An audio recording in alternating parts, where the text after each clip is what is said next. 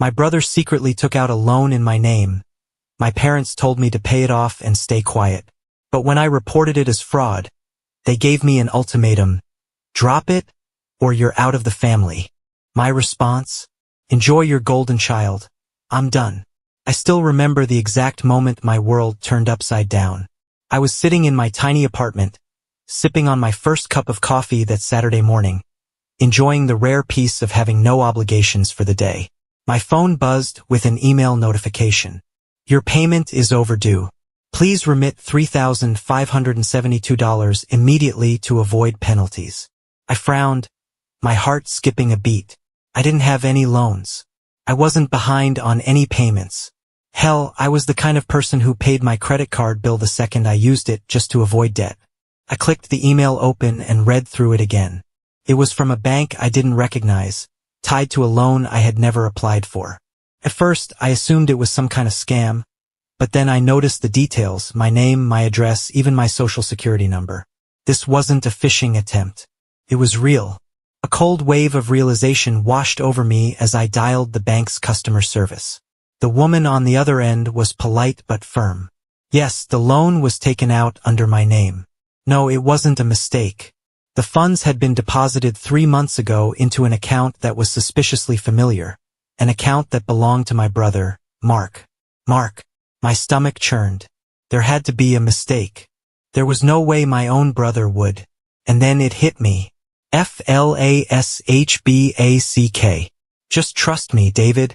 This is a once-in-a-lifetime opportunity.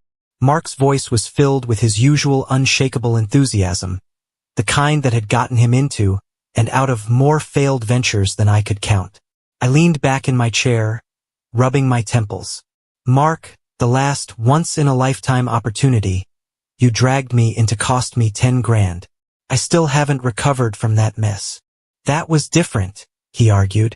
That startup had issues, bad management. But this is solid. We're talking about an AI-driven financial assistant that's going to change the way people invest. The market is shifting, and if we get in early. I sighed. How much? His eyes lit up. If we both put in 25 grand each, we'll be listed as founding investors. That means when the company goes public. I held up a hand. No, absolutely not. I can't do that again, Mark. His excitement dimmed, but only for a second. Okay. What if you don't invest directly? What if you just help me secure a loan, temporarily, just to get my foot in the door? I shot him a sharp look. What do you mean, secure a loan? He shifted in his seat, playing it off as casual. Just a simple document, general power of attorney. It would let me handle some financial transactions in your name. Strictly for the investment, nothing else. You know I'd never do anything to screw you over. I hesitated. Mark was reckless, but he wasn't a bad person. He was my brother. He had big dreams, and I had seen firsthand how hard he worked to make them happen. This is the last time, I said firmly, grabbing a pen. If this goes south, I'm done. No more investments, no more schemes. You want money? Go get a job like everyone else. Mark grinned and clapped me on the shoulder. You won't regret this, bro. We're gonna make millions. We made exactly zero. The startup went under within 6 months. The founders disappeared, and Mark was left scrambling to pay off debts. He begged me for more time, swearing he'd fix it. I refused. I told him I was done funding his dreams, that he needed to grow up and face reality. That was the last time we spoke about it. Or so I thought. Present. I stared at the email on my phone, my stomach twisting. The general power of attorney. That's how he did it. That's how he had taken out a loan in my name without me knowing. He still had access, and he had used it. My phone rang. Mom. I answered, my voice tight. Did you know about this? Her sigh told me everything. David, listen. I cut her off. He took out a loan in my name, Mom. That's fraud. Mark was in a rough spot, she said quickly. He thought he could pay it back before you noticed. I let out a bitter laugh. Oh, great. That makes everything fine. Then, no problem.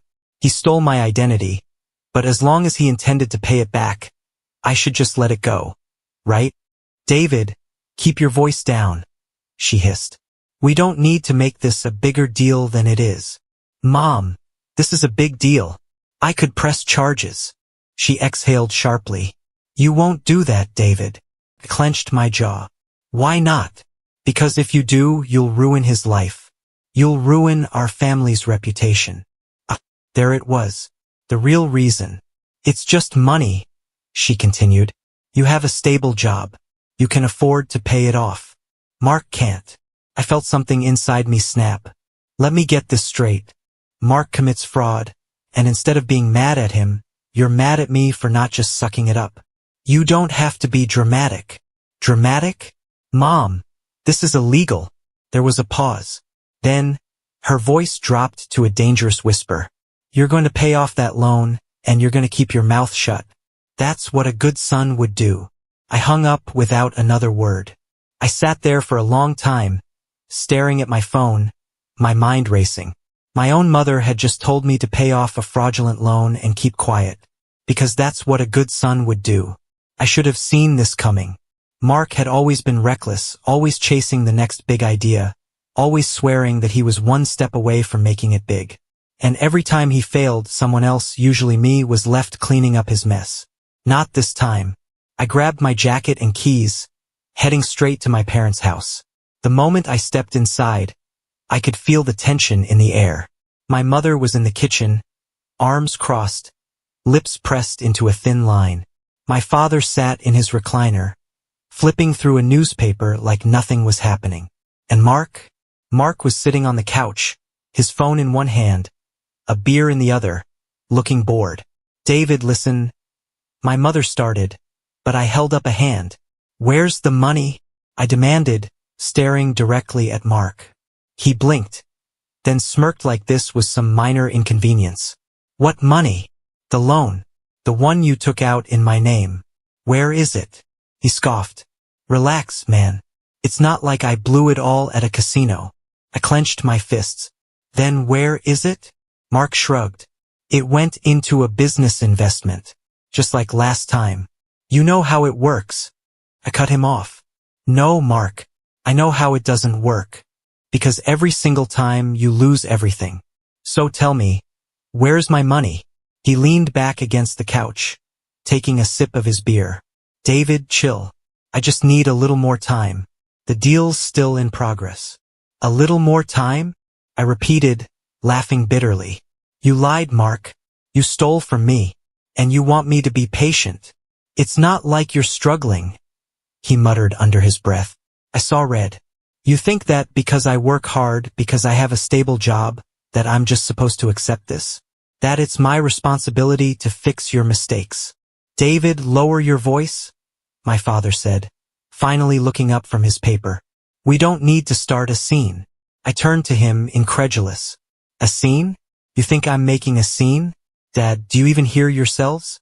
You're protecting a con artist just because he's your son. Newsflash. I'm your son too. Mark just made a mistake, my mother said, her voice laced with forced calm. It's not worth destroying the family over. I let out a hollow laugh. Destroying the family? That's rich. Mark destroyed this family years ago. But you keep pretending he's just a misunderstood genius. My brother scoffed. You've always been so dramatic.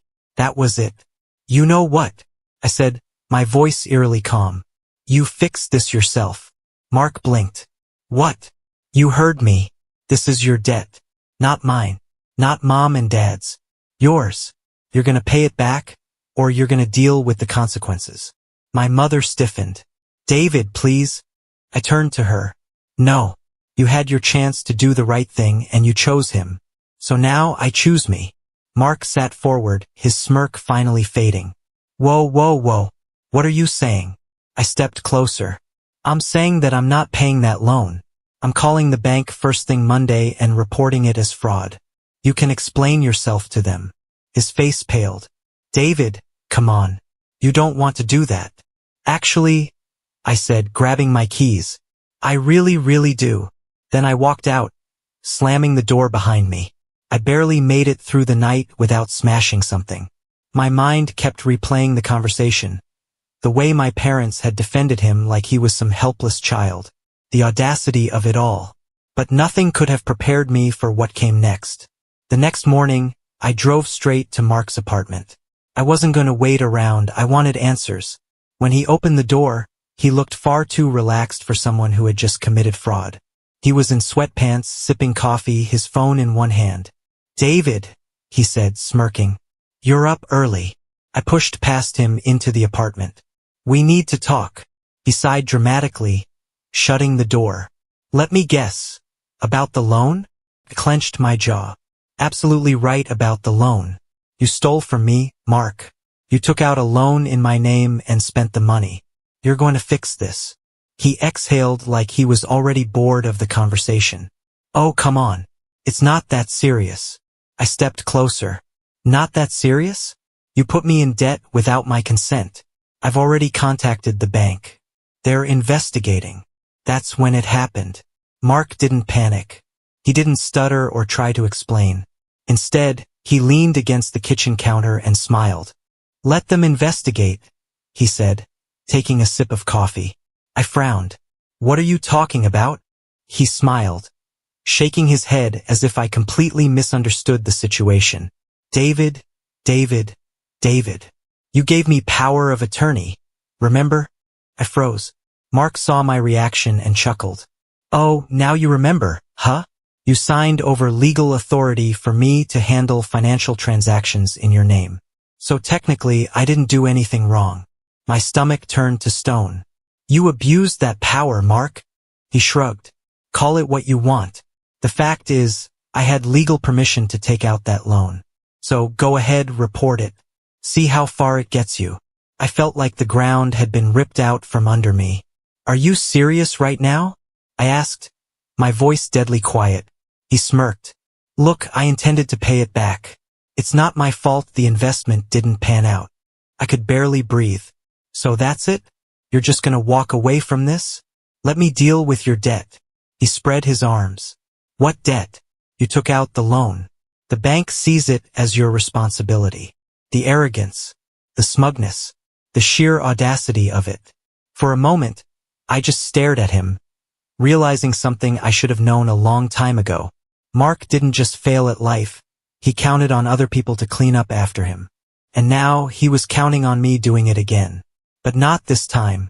I stepped back, breathing deeply, forcing myself to stay calm. "You really think you're untouchable, don't you?" He grinned. "I know I am." I nodded slowly. "We'll see about that." Then I turned and walked out. Because if Mark thought I was going to roll over and accept this, he had another thing coming. I drove home gripping the wheel so tightly my knuckles turned white. Mark had just admitted everything, and yet he had no fear, no remorse. He truly believed he had outplayed me. But he had made one mistake. He underestimated just how done I was with him. The moment I got home, I pulled out every document I had. My old emails, the original power of attorney papers, every text he had sent me about that doomed investment. I started researching fraud cases, reading up on legal loopholes, and making a list of every possible way I could hold him accountable. This wasn't going to be like the other times. This time, Mark was going to learn. The next evening, I got the inevitable call. My mother. "David," she sighed the moment I picked up, already sounding exhausted. "We need to talk." "Do we?" I asked, keeping my voice neutral. "Yes," she snapped. "Come to the house. Now." I could have said no. I could have just hung up. But I wanted this conversation. I wanted to look them all in the eye when I told them exactly what was coming. I walked into the house, and it was like stepping into an intervention. My mother was seated at the dining table, my father beside her, arms crossed. Mark, of course, was lounging on the couch like he had nothing to worry about. "Dinner's almost ready," my mother said, her tone far too casual. I didn't sit. "I'm not here to eat." She pursed her lips. "David, you're making this bigger than it needs to be." I laughed dryly. "I'm making this bigger? Mom, Mark stole from me." "David, it's not that much," my father interjected, waving a hand dismissively. "Let's not make a scene over a little money." I couldn't believe what I was hearing. A little money? Are you kidding me? My mother sighed dramatically. Look, we talked to Mark, and he will pay you back. Mark scoffed. Eventually. I shot him a glare before turning back to them. No, he won't. And you know it. David, my father said, pinching the bridge of his nose. We can cover it. We'll pay the loan, and you can just drop this whole thing. I clenched my jaw. You're willing to bail him out again?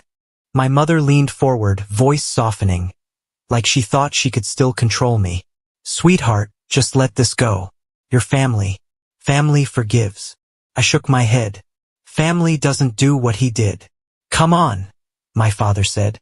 It's not like he robbed you. Yes, I cut in coldly. He did. Mark rolled his eyes, leaning back in his chair. God, you're so dramatic. I turned to him, stepping closer. You think this is a game, don't you? You think you can keep using people, and there'll be no consequences. Relax, man, he smirked. You can't do anything. I had legal authorization. The bank sees you as the borrower. So yeah, call the cops, sue me, whatever. It won't go anywhere. I leaned in slightly, just enough so he could see the fury in my eyes. Watch me. His smirk faltered for the first time. I turned back to my parents. And if you think this time I'm going to be the good son who just fixes everything, you're dead wrong. David, my mother warned. No, I snapped. Enough. I have let him get away with this for years. I let you two make excuses for him. I let you guilt me into fixing his messes. But this time, he crossed the line. My father sighed. So what, you're going to ruin your own brother's life? I stared at him. No. He ruined it himself. Mark scoffed. You're bluffing. I smiled. You'll find out soon enough. Then I turned and walked out, slamming the door behind me. Because I had already made up my mind. I was pressing charges. The next morning, I was sitting across from a lawyer, a man named Richard Hayes. He was in his mid-40s, sharp-eyed, and completely no-nonsense. After listening to everything I laid out, he leaned back in his chair, steepling his fingers. You've got a solid case, he said. Your brother may have had power of attorney, but the way he used it, taking out personal loans without your direct consent, could absolutely be considered financial abuse. If we push hard enough, we could argue fraud. I exhaled slowly, letting the reality of it sink in. What happens next? I'll start by drafting a formal complaint to the bank, stating that you're disputing the debt and alleging fraudulent misuse of power of attorney. If the bank takes your side, they'll report it as a crime. If they don't, we go to law enforcement ourselves. I nodded. Do it. Richard studied me for a moment. Are you ready for this? Once we file, it's out of your hands. If charges stick, your brother could be looking at some serious legal trouble. I clenched my jaw. Good. By the next afternoon, the fallout had begun. It started with my mother. She called 6 times before I finally picked up. David! She screeched before I could even say hello. What did you do? I stayed calm. I filed a fraud report. Since Mark stole from me. He did not steal from you, she shrieked. You gave him permission. I sighed. I gave him permission to act in my best interest. Not to take out a loan and blow the money on another failed get-rich-quick scheme. He was going to pay you back.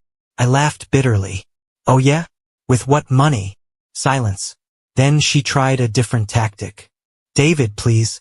Think about what this will do to him. If the bank rules against him, they could involve the police. This could ruin his future. I felt a cold, detached kind of anger settle over me. Mom, he ruined his own future. Not me. I'm done saving him. David. I hung up. The next one to show up was my father. He came to my apartment unannounced that evening, knocking like a cop serving a warrant. I considered ignoring him, but eventually, I let him in. He didn't waste time. Son, this is a mistake. I folded my arms. No, Dad. The mistake was letting Mark get away with this crap for years. He sighed. The bank called your brother. They froze the loan, pending investigation. Good. You need to drop this, he said, his voice low and serious. If you don't, things are going to escalate. The bank could turn this into a full criminal case. Again. Good. He exhaled sharply, pinching the bridge of his nose. David, you're being stubborn. Mark isn't a bad person. I slammed my hand against the table, making him jump. Stop. My voice was like ice. Stop making excuses for him. He's a con artist. And I will make sure he faces consequences. My father gave me a hard look. You're really going to do this? Tear the family apart over money? I laughed bitterly. No, Dad. Mark tore this family apart the second he decided to screw me over and not feel an ounce of guilt about it. My father sighed, rubbing his temples. Fine. We'll pay off the loan. Just drop this before it gets worse. I shook my head. No. If you pay it off, he gets away with it again. He'll just do it to someone else next time. Maybe to you. His mouth tightened, but he had no response. I stepped forward. This isn't about the money. This is about him learning that he can't do this anymore. Silence stretched between us. Then my father's expression hardened. If you go through with this, he said slowly, you won't just lose Mark. You'll lose us too. I held his gaze. Then so be it. For the first time in my life, I saw something crack in his eyes, like he had never actually considered the possibility that I might walk away from them entirely. Get out, I said quietly. He hesitated for a moment, then turned and left without another word. That night I got a single text from Mark. You really think you won, huh? This isn't over. I stared at the screen, my jaw tightening. No, it wasn't over. But soon it would be, because I was finally done playing his game. The next few days were chaos. My phone didn't stop ringing, calls from my mother, my father, even a few relatives who had magically decided to care now that things were getting serious. I ignored most of them. Then the official letter arrived. The bank had finished its preliminary investigation. They had determined that Mark had misused the power of attorney for personal financial gain. The loan was frozen pending legal action, and they were forwarding the case to the authorities. I sat in silence for a long time, staring at the letter. It was happening. Mark was finally going to face real consequences. The next time I heard from him, it wasn't a text. It was a pounding on my front door. I opened it to find him standing there, breathing hard, eyes wild. He looked different, less cocky, more desperate. You think you've won? He spat the moment I stepped outside. You think you're so much better than me? I folded my arms. I don't think I'm better than you, Mark. I just know I'm not a criminal. He let out a bitter laugh. You're ruining my life over a little money. I narrowed my eyes. You stole from me, lied to me, and you don't even feel bad about it. I was gonna pay you back, he yelled. You didn't have to escalate it so much. You weren't going to pay me back, Mark? I said, my voice calm but firm. You were going to keep stalling, keep making excuses, keep hoping someone else would fix it for you, just like every other time. He clenched his fists. Mom and Dad are furious with you. They said if you don't drop this, you're out of the family. I exhaled slowly. Then I guess I'm out of the family. Mark's mouth opened, then closed. He looked genuinely thrown, like the idea had never even occurred to him. You're serious? He asked, his voice quieter. Completely. His expression twisted. You're such a jerk. You know that? I tilted my head. You stole from me, and I'm the selfish one? Mark scowled, then took a step closer. You're going to regret this. I smiled coldly. No, Mark. You are. And then I shut the door in his face. A week later, the real fallout began. Mark was officially under investigation for financial fraud. His bank accounts were frozen. His credit was ruined. The loan, now considered fraudulent, had been voided from my record, but it wasn't disappearing. Mark was responsible for it now. My parents called one last time. David. My mother's voice was thin, shaky. Please. He's facing real charges. They might arrest him. I didn't say anything. He's your brother, she pleaded. We're your family. I took a slow breath. No, Mom. You made your choice. You chose him. And now you can live with that. There was a long silence. Then, in a small, broken voice, She whispered, "So that's it. That's it." I hung up. Mark took the plea deal, avoided jail time but ended up in massive debt, with a black mark on his record that would follow him for years. He never spoke to me again. My parents, they tried at first, but when they realized I wasn't coming back, wasn't caving, they eventually stopped calling. It should have hurt. Didn't, because for the first time in my life, I was free, and I was never looking back.